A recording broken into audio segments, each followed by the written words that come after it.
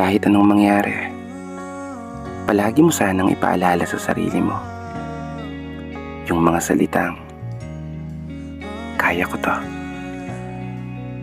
magagawa ko to, at higit sa lahat, ipapanalo ko to. Pangako yan. Dahil sa kabila ng mga nangyayaring negatibo sa buhay mo, heto ka, nananatiling nakatayo at patuloy lumalaban sa bawat hamon na ibinibigay sa'yo ng mundo. Isang mundo na minsan pinipilit pasukuin ka. Isang mundo na pinapahirapan ka. Pinapaluha ang mga mata at pinapahina ang mga paa.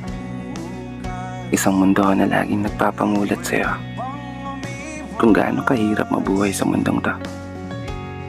Isang mundo na bawal kang magkamali, pero laging natatalo. Bawal kang huminto, pero di naman umuubra yung mga plano.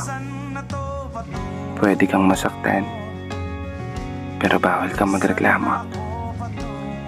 Kasi ito yung buhay na pinili mo. Isang buhay na gusto mong ipanalo balang araw. Hindi man madali, pero palagi mo pa rin tinatanaw yung lugar na gusto mong puntahan. Kahit minsan naliligaw, nalilito, nanghihina, at malapit nang umayaw. Malapit nang sumuko, pero patuloy pa rin lumalaban at tumatayo para sa mga pangarap na gusto mong mahawakan. Mga pangarap na gustong magkatotoo